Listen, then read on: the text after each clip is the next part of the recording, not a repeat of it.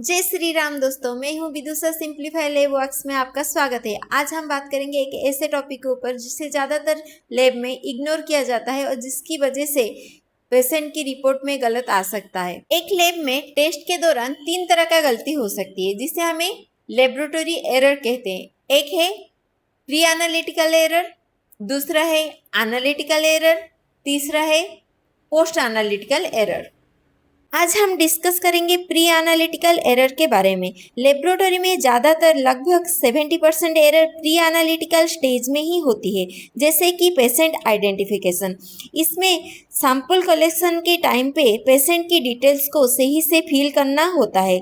Patient की name, as, test detail, अगर barcode की सिस्टम है तो बारकोड डालने से पहले पेशेंट से कंफर्म करना होता है। अगर ऐसा नहीं करेंगे तो क्या होगा, इसमें गलत होने की चांसेस बढ़ जाती है। दूसरा है पेशेंट हिस्ट्री। बहुत सारे टेस्ट के लिए पेशेंट हिस्ट्री की बहुत ज़रूरी होती है। इनमें से कुछ कॉमन है लिपिड प्रोफाइल, फास्टिंग, जिसके लिए हमें पेशेंट 8 से 12 घंटा फास्टिंग होना चाहिए।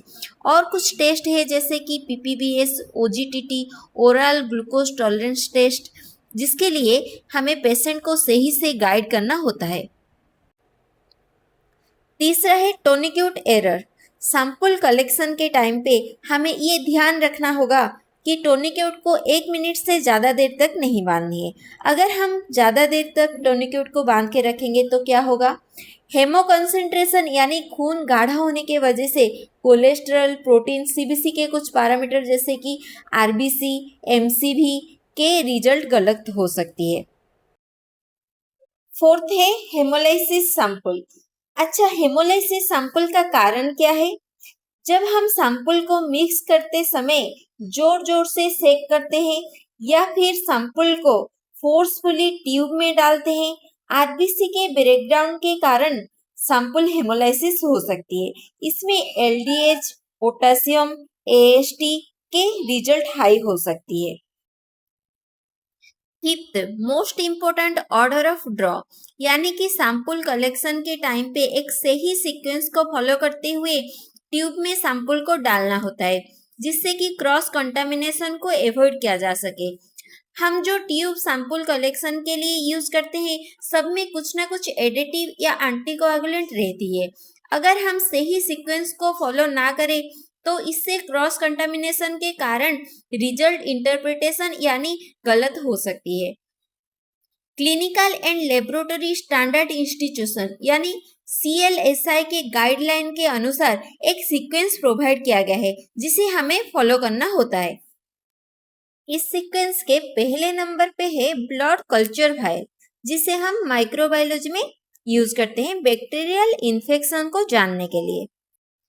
फिर दूसरे नंबर पे है sodium citrate 3.2%, light blue colour top. इसे हम कोआगुलेशन टेस्ट के लिए यूज करते हैं, जैसे कि PTINR, APTT, D डाइमर के लिए यूज करते हैं। फिर थर्ड नंबर पे sodium citrate 3.8%, black colour top. इसे हम ESR टेस्ट के लिए यूज करते हैं। उसके बाद रेड वाइल, जिससे हम बायोकेमिस्ट्री टेस्ट जैसे कि लिपिड प्रोफाइल, LFT, KFT ये सब टेस्ट लगाते हैं।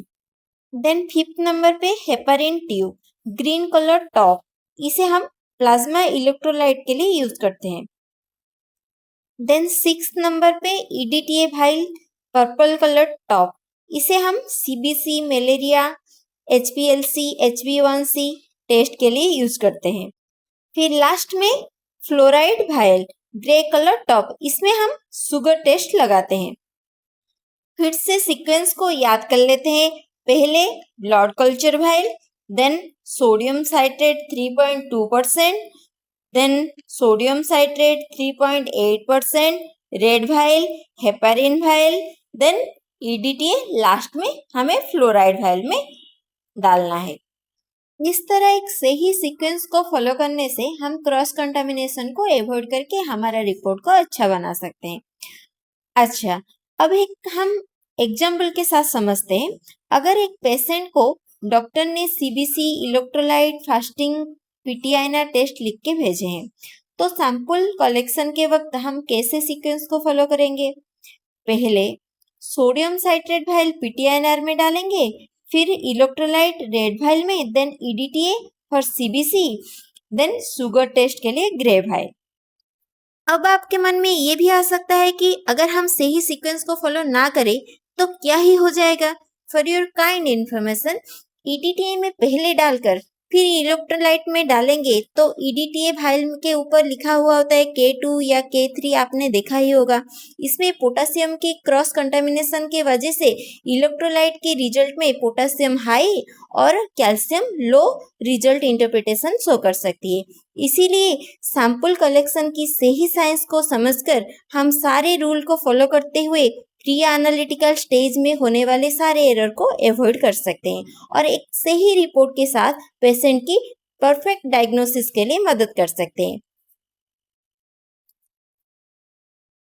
आई होप आप सबको सैंपल कलेक्शन की सही जानकारी अच्छे से समझ में आए होगी। आगे और भी जानकारी के साथ मिलेंगे। So please like and subscribe to my channel and share with your friends who also can avoid the same kind of mistake and helps people with accurate result. Thank you for watching.